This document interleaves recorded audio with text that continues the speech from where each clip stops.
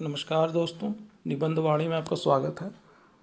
आज के निबंध का शीर्षक है भू राजनीति की विचित्र दुनिया, विरोधाभासों का मंच। जियोपॉलिटिक्स से संबंधित निबंध है, इम्पॉर्टेंट है, थोड़ा देखिए इसको। भू राजनीतिक अर्थात भौगोलिक परिप्रेक्ष्य में राजनीति का अध्ययन अंतर्राष्ट्रीय संबंधों का एक जटिल और बहुआयामी क्षेत्र है। यह वह मंच है जहाँ राष्ट्र अपने हितों, संसाधनों और शक्ति संतुलन के लिए प्रतिस्पर्धा करते हैं।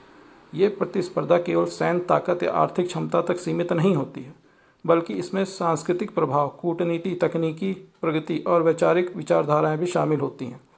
यही कारण है कि भू राजनीति को अक्सर विरोधाभासों का मंच कहा जाता है, जहां मित्र शत्रु बन सकते हैं और शत्रु मित्र, जहां नैतिकता और स्वार्थ का अद्भुत मिश्रण देखने को मिलता है। यदि हम इतिहास पर दृष्टि डालें तो पाएंगे कि भू राजनीतिक परिदृश्य निरंतर परिवर्तनशील रहा है।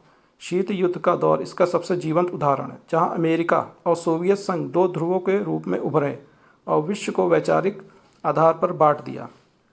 इस दौरान कई देश एक ओर लोकतंत्र के पक्ष में थे तो दूसरी ओर साम्यवाद का समर्थन कर रहे थे। लेकिन दिलचस्प यह है कि कई बार वैचारिक रूप से विपरीत राष्ट्र भी किसी साझा खतरे या अवसर के कारण एक दूसरे के सहयोगी बन गए। यह विरोधाभास भू राजनीति का मूल स्वभाव है, जहाँ स्थायी मित्रता या दुश्मनी जैसी कोई चीज़ नहीं होती, बल्कि स्थायी होती है तो केवल हित। आधुनिक युग में वैश्वीकरण ने भू राजनीति के आयाम और जटिल बना दिए हैं। अब आर्थिक परस्पर निर्भरता इतनी गहरी हो गई है कि विरोधी राष्ट्र भी एक दूसरे के व्यापारिक साझेदार बने हुए हैं। उदाहरण स्वरूप अमेरिका और चीन की प्रतिस्पर्धा स्पष्ट है, लेकिन दोनों के बीच अरबों डॉलर का व्यापारिक लेन देन चलता है। यही स्थिति भारत और चीन के संदर्भ में देखी जा सकती है।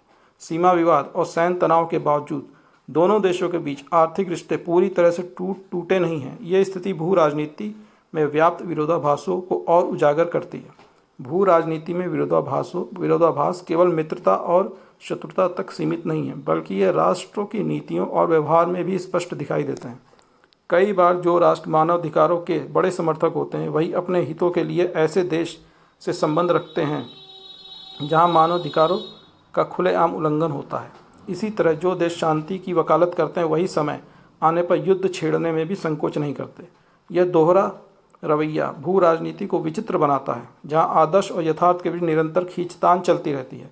ऊर्जा संसाधनों की राजनीति भू राजनीति विरोधाभासों का एक और उदाहरण है। तेल और गैस के भंडार वाले देश कई बार लोकतांत्रिक मूल्यों से कोसों दूर होते हैं, फिर भी बड़ी शक्तियाँ उनके साथ मजबूत संबंध बनाए रखती हैं, क्योंकि ऊर्जा आपूर्ति उनके आर्थिक और सामरिक हितों के लिए अनिवार्य है। मध्य पूर्व क्षेत्र इसका स्पष्ट उदाहरण है, जहां कई बार स्थिरता और लोकतंत्र की बात करने वाले देश अस्थिर और निरंकुश शासन को भी समर्थन देते हैं, बशर्ते उनके रणनीतिक और आर्थिक हित पूरे हो रहे हैं। भू राजनीति में तकनीकी वर्चस्व भी एक नया और महत्वपूर्ण पहलू बन चुका है। कृत्रिम बुद्धिमत्ता, साइबर सुरक्षा और अंतरिक्ष तकनीकी जैसे क्षेत्रों में हो रही प्रतिस्पर्धा ने भू राजनीतिक समीकरणों को नई दिशा दी है। यहाँ भी विरोधाभास स्पष्ट है। राष्ट्र एक ओर तकनीकी साझेदारी की बात करते हैं, वहीं दूसरी ओर साइबर जासूसी और डेटा चोरी के मामले में एक दूसरे पर आरोप लगाते हैं। इसी तरह अंतरिक्ष में सहयोग के लिए हाथ बढ़ाने वाले देश उपग्रह नष्ट करने की क्षमता भी विकसित कर रहे हैं, ताकि समय आने पर तकनीकी बढ़त हासिल कर सकें। भू राजनीति का एक और विचित्र पहलू यह है कि इसमें छोटे और कमजोर देश भी कई बार बड़ी शक्तियों के खेल में महत्वपूर्ण भूमिका निभा देते हैं। सामरिक दृष्टि से महत्वपूर्ण भौगोलिक स्थिति रखने वाले छोटे राष्ट्र बड़े देशों के बीच संतुलन साधने का प्रयास करते हैं और कई बार परिस्थितियों को अपने पक्ष में मोड़ने में सफल भी हो जाते हैं।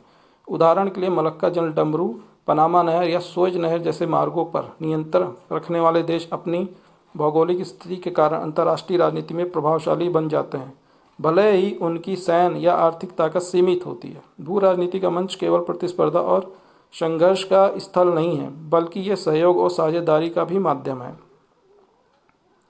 जलवायु परिवर्तन, महामारी, परमाणु अप्रसार और अंतर्राष्ट्रीय व्यापार जैसे मुद्दों पर विभिन्न विचारधाराओं वाले देश भी एक साथ आते हैं। ये सहयोग कभी कभी सच्चे वैश्विक हित के लिए होता है, तो कभी केवल अपनी छवि सुधारने या कूटनीतिक लाभ पाने के लिए। यह भी एक विरोधाभास है, क्योंकि जो देश किसी मुद्दे पर साथ खड़े होते हैं, वह किसी अन्य मुद्दे पर आमने सामने खड़े मिल सकते हैं।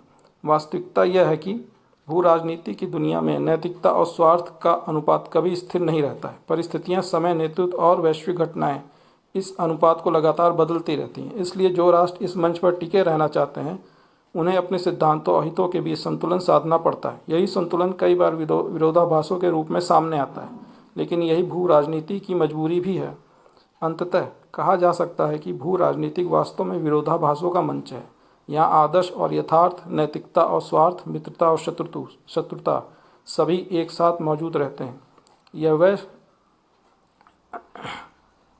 जिसमें नियम परिस्थितियों के अनुसार बदलता रहता है और खिलाड़ी अपने हितों के लिए किसी भी हद तक जा सकते हैं। इस मंच की विचित्रता ही इसे इतना रोचक और जटिल बनाती है। इसे समझने के लिए केवल तथ्यों को जानना पर्याप्त नहीं, बल्कि इसके पीछे छिपी रणनीतियों, इतिहास और मानवीय स्वभाव की गहरी समझ भी जरूरी है। धन्यवाद दोस्तों। आगे अगले निबंध के लिए चैनल को सब्सक्राइब करें और टेलीग्राम चैनल को ज्वाइन करें। लिंक डिस्क्रिप्शन में है।